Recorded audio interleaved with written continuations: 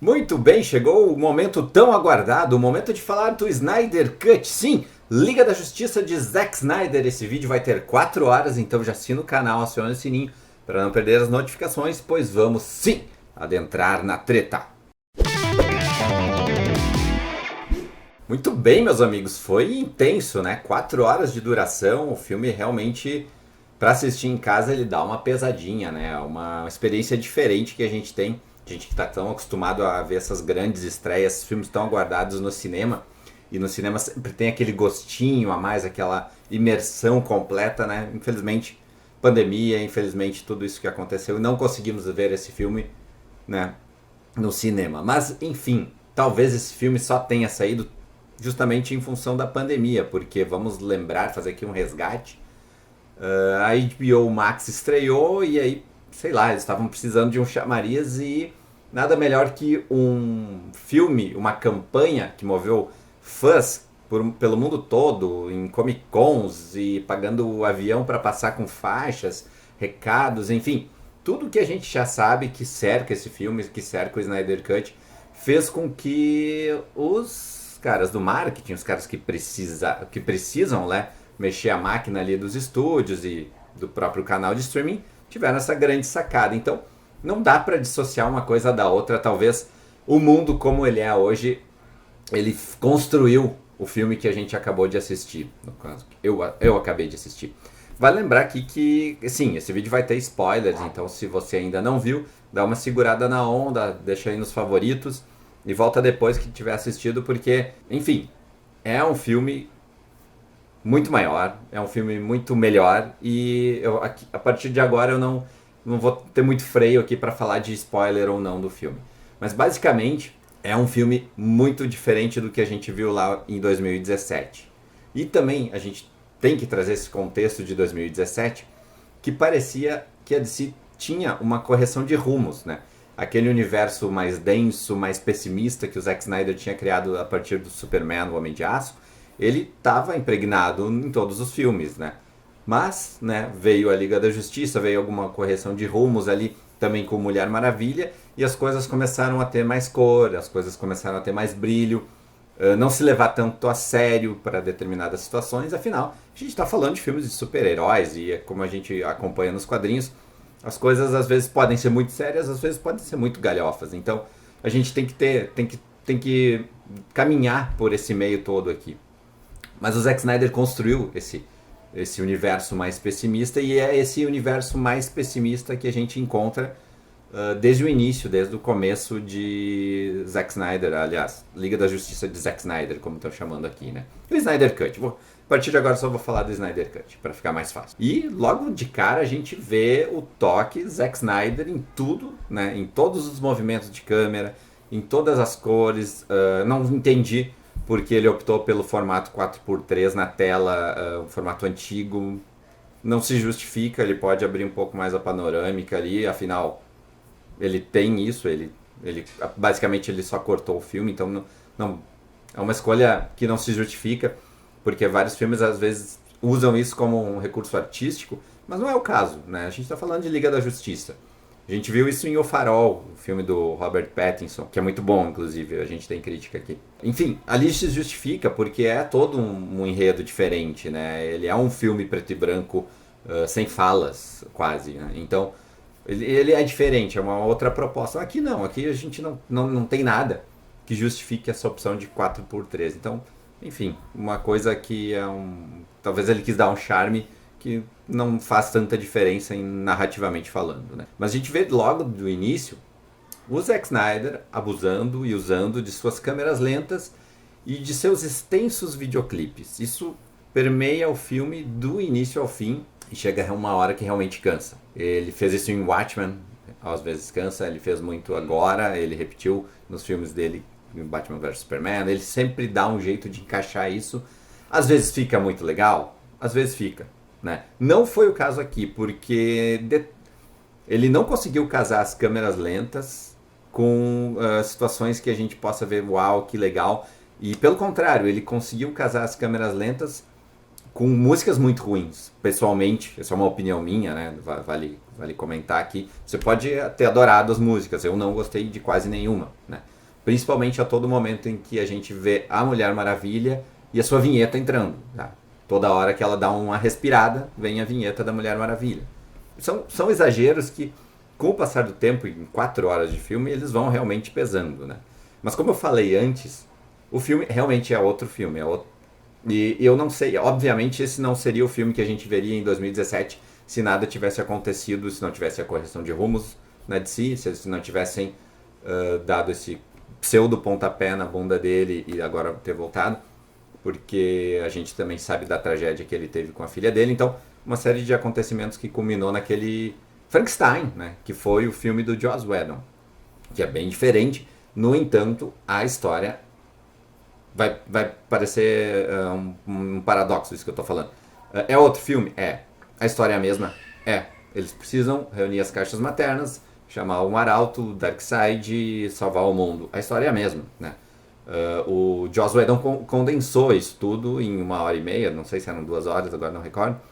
Conseguiu condensar isso, contar de uma forma mais dinâmica, goste ou não com piadas, né? Esse filme do Zack Snyder mantém muitas das piadas que tinham ali, mas algumas piadas realmente que o Joss Whedon colocou eram piadas bem ruins e bem fora de tom. Aqui as piadas funcionam e às vezes tu até agradece que eles fizeram alguma piada para te lembrar que aquilo tudo é uma fantasia, que aquilo tudo ali, eles ainda podem fazer uma brincadeira ou outra, apesar de todo aquele cenário denso que ele cria a todo momento, né? Então tem todos esses aspectos assim que a gente acaba meio que costurando, envolvendo uma produção, fazendo esse resgate histórico, enfim. Mas o filme realmente é melhor, né? É importante deixar bem claro isso para quem está vendo esse vídeo. O filme é melhor. E talvez a praia do Zack Snyder seja realmente fazer séries, né? Porque ele dividiu em capítulos, né? A gente já tinha a notícia quando falaram do resgate do corte dele de Liga da Justiça, que seria uma série com 4 capítulos de 1 hora, que seria bem plausível, seria bem interessante. E até seria mais interessante para o serviço de streaming da HBO Max, porque eles poderiam lançar em semanas e deixariam as pessoas assinando por mais tempo, o que é uma fórmula que a Marvel vem fazendo na Disney, a Disney vem fazendo. Então eles poderiam ter feito isso de uma forma muito tranquila, daqui a pouco faz uma aberturinha ali, alguma coisa. Mas enfim, optaram pelo filme de 4 horas. E eu acho que é muito em questão de ser épico.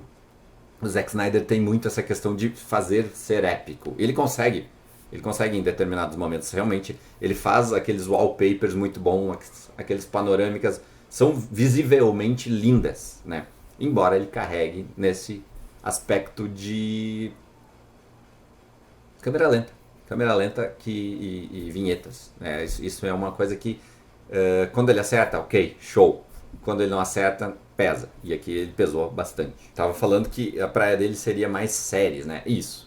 Eu acho que sim, porque se ele gosta de contar as coisas com tanto tempo, trabalhar bem cada personagem, aqui ele consegue trabalhar bem cada um dos personagens, cada um tem o arco próprio que se junta e ele faz a união ali com o Bruce Wayne, com o Batman. Aliás, pausa dramática.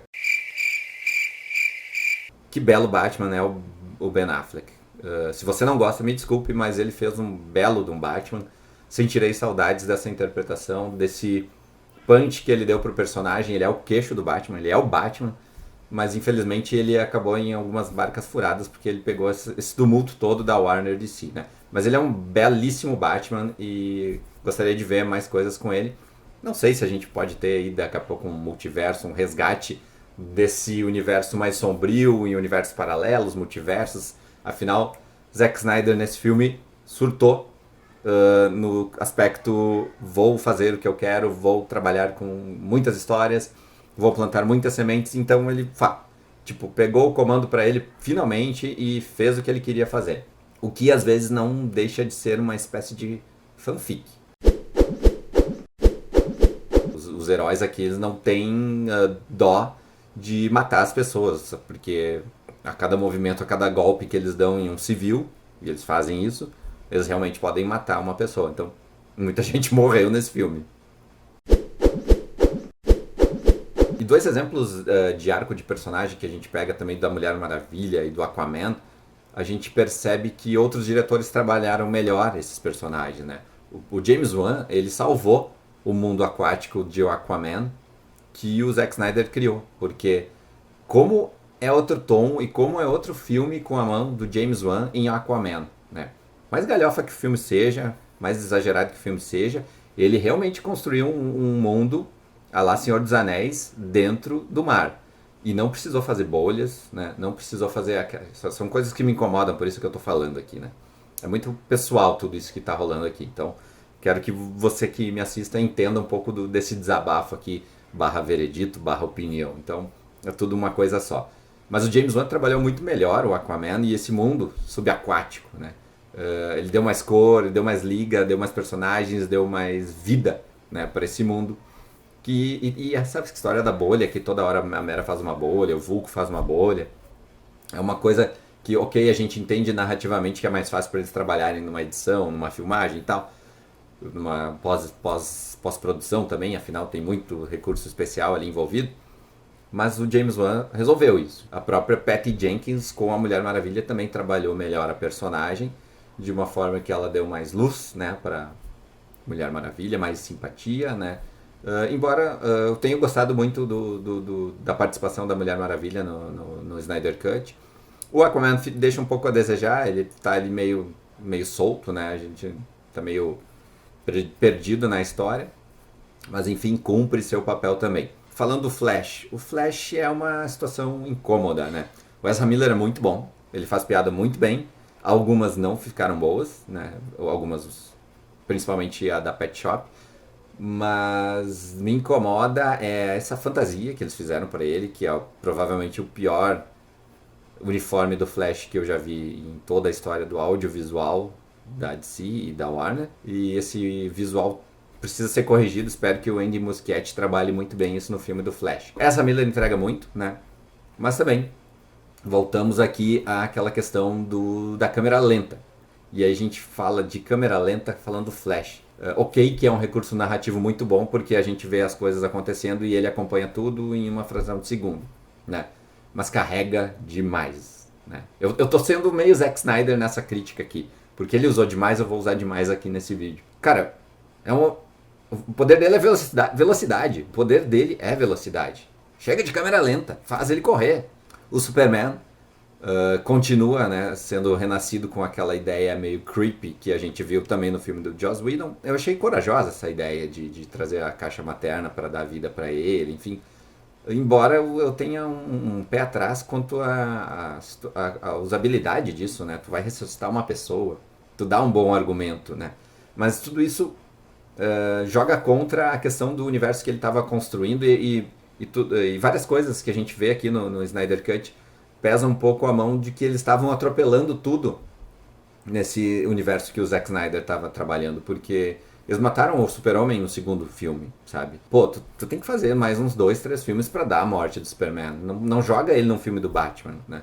E ainda mistura a estreia da Mulher Maravilha. Se queimou muito cartucho nessas histórias, né? Ao contrário da concorrência, que é um pouco difícil de desassociar, né? Mas tu trabalhou uma história com 10 anos para chegar em uma morte de Homem de Ferro, né? E a DC trabalhou a morte do Superman no segundo filme do Superman. É bem ruim, né? Tu não te apega o suficiente ao personagem, tu não dá o tom, assim, enfim. Não funciona. A gente viu que funcionou porque a gente tem um outro exemplo, né? Que é o da Marvel. Poderia ter contado uma história de origem de cada um desses personagens, assim, não querendo imitar, mas fazendo do seu próprio jeito, né? Mas forçou a barra e acabou querendo mostrar serviço demais e queimou muito cartucho. Isso pesa na edição de Liga da Justiça, porque a gente não tem uma aparição convincente de cada um dos personagens, né? E principalmente do Cyborg, que é um cara que também tem suas câmeras lentas ali, ele joga futebol americano, a gente vê todo o arco dele e tal. Cara, ele é um personagem tão legal, por que ele não ganhou um filme só pra ele, enfim. Tô aqui chegando em outras análises aqui que talvez não me caibam nesse vídeo. E E aí também no Zack Snyder traz o personagem Caçador de Marte para essa cena e coloca ele numa transmutação de Martha Kent falando com a Lois Lane, que também é uma cena que poderia ter sido cortada tranquilamente. Se ela tá ali meio que só para dizer que ele é o Ajax, né? Ela não tem um fundamento muito importante em toda a história. Só para ele ter uma dica, ele te mostrar uma dica de que esse personagem pode aparecer mais para frente. Então, dava para ter tentado casar em alguma outra das tramas ali, enfim, mas pelo menos temos mais um pouco de Amy Adams na tela, que é sempre legal. Eu preciso dizer que sim, o Snyder Cut é uma vitória dos fãs, com todo esse contexto que eu já comentei aqui. Eu acho que muita gente vai ficar muito feliz com esse resultado. Eu não sei realmente qual é o resultado prático, se vai impactar em futuros projetos da DC, mas como a DC já faz tanta coisa paralela, como o filme do Coringa, como já vem construindo filmes mais isolados, por que não pensar nessa DC sombria com um pouco mais esse legado do Zack Snyder? Pode acontecer, eu acho que principalmente agora com o braço da HBO Max funcionando bem, que eles apostem nisso, afinal eles podem ter o universo colorido, com a Mulher Maravilha, como foi esse último filme da Patty Jenkins, e podem ter essa pegada mais sombria, e talvez até trabalhar um pouco desse futuro distópico, porque é importante a gente comentar aqui nesse vídeo que depois do que o filme termina umas 3 vezes, o filme termina umas 3 vezes, o Zack Snyder não segura a onda e ele não termina o filme no seu ápice, né? Ele vai construindo, depois ele tem um epílogo ainda. Então, por que não ver um futuro distópico quando a gente vê aquela reunião tão interessante daqueles personagens mostrando que, sim, Darkseid está na Terra, Superman é um arauto de Darkseid, né? Coringa e Deathstroke estão trabalhando junto com Batman e Mera e o Cyborg, então não temos mais Aquaman, temos aí uma ideia, um pesadelo, se é um pesadelo só do Bruce Wayne ou não, a gente sabe-se lá, pode ficar só nesse filme aqui, né? Se é que ele nasceu morto, ou nat morto, como gostam de dizer, a gente não sabe, mas por que não trabalhar isso, né? Em uma forma de aventuras distópicas em multiversos, né? O multiverso está aí, o filme do Flash pode dar mais pistas quanto a isso, né? Muito provavelmente a gente vai ver o Ben Affleck nesse filme. Aliás, o Flash está nesse time disfuncional que a gente acompanha depois do final, do terceiro final do filme. E então, por que não trabalhar? Acho que, cara tá livre, né? Vai lá. Depois desse filme de 4 horas, o céu é o limite. Deem uma série aí pro Zack Snyder construir esse universo disfuncional que ele viu aí, que ele construiu, né? Ele materializou e agora lançou ao mundo. Por que não ver uma série tão bizarra quanto essa? Assim, seria interessante, seria legal. É o momento que a gente vê o Coringa no filme, porque quem viu as fotos, quem acompanha as matérias e quem tá engajado com o Snyder Cut sabe que o Jared Leto aparece como Coringa, e queria muito saber como ele aparecia, e eu a todo momento que eu tava assistindo, onde vai encaixar o Coringa do Jared Leto? Onde que vai aparecer? O filme já acabou e ainda não apareceu. Daí, no terceiro final ele aparece lá no sonho do Ben Affleck, do Bruce Wayne, e a gente vê um diálogo interessante, mas não mais do que, de novo aqui caindo em suposições, não mais do que uma fanfic, porque a não ser que eles adotem essa minha ideia de que vai ser uma série, aí vai. Então sim, você vai ver o Coringa lá no final do filme, com a cena que eles deram a pista no trailer, que eles deram a pista nas fotos também. E ali é o momento que mais surpreende, porque muito provavelmente é uma cena construída recentemente, com as regravações que o Zack Snyder fez. Então ali a gente vê também o Joey Manganiello como Deathstroke, a gente vê a Mera de novo. Então ele reuniu essa galera de novo para fazer aquela cena com o Coringa do Jared Leto diferente do que a gente viu em Esquadrão Suicida. Então pode ser. Por que não viajar nesse universo aí do Zack Snyder? Mas não sei. Tudo é uma incógnita falando de DC e Warner, principalmente porque a gente nunca imaginou que a gente ia ver o Snyder Cut e a gente está vendo agora. Para finalizar aqui, então, gostei bastante do Snyder Cut, esse vídeo aqui de primeiras impressões, ele está muito fresquinho, eu acabei de assistir, eu sentei para gravar, então posso ter me enrolado em algumas coisas aqui, mas é realmente a catarse, é o sentimento que eu saio ao terminar o filme, né? Então as minhas críticas principais são realmente as cenas arrastadas, as vinhetas que ele insiste em colocar e a péssima escolha de trilha sonora que me incomoda sempre. Agora deu pra entender por que ele botou o Aleluia, porque o Aleluia, quando sobe o crédito, meu amigo, é que assim, ó, Aleluia, o filme acabou. Mas é legal, eu gostei, vale a pena, curti. Posso também criticar os efeitos especiais que incomodam, né, com o Lobo da Steppe, incomoda com o Darkseid, são muito emborrachados, são muito inverossímeis, que bonita essa palavra, hein? São muito fáceis de não crer que são ameaças mesmo, porque são CGI puro, né? Então eles ficam um pouco parecidos com o final de Mulher Maravilha, o primeiro, onde a gente tem uma batalha de videogame, né? Então, enfim, a batalha de videogame ela realmente ocorre. Eles dão uma forçada ali no Batman em algumas cenas de ação também. E aí, você já assistiu? Você já pegou esses spoilers aqui? O que você achou desse comentário fresquinho aqui? Ó? Acabei de dar o pause do filme. Acabei de ver a última letrinha subindo ao som de Aleluia. Você curtiu? Não curtiu? Deixe seu comentário aqui se você achou, não gostou, enfim. Já estou me enrolando de novo aqui. Assina o canal, aciona o sininho, porque ainda vamos falar muito mais de Snyder Cut. Aí, com mais calma, com menos... enfim, com a poeira sentar um pouquinho nessa apocalipse que está o meu cérebro. Essa apocalipse que está o meu cérebro neste momento. Assina o canal, aciona o sininho e nos vemos daqui a pouco em outro vídeo, porque você sabe, a vigília não para. Ah, não dei a nota, não dei a nota. Vou dar uma nota aqui. Volta. Vou usar o poder do Flash. Voltei no tempo. Aliás, isso também é um spoiler. A nota que eu dou para o Snyder Cut é 3,5. Um filme legal, um filme bacana, acima da média. E é isso. Assina o canal, aciona o sininho e siga a Vigília nas redes sociais, porque você sabe, a vigília não para.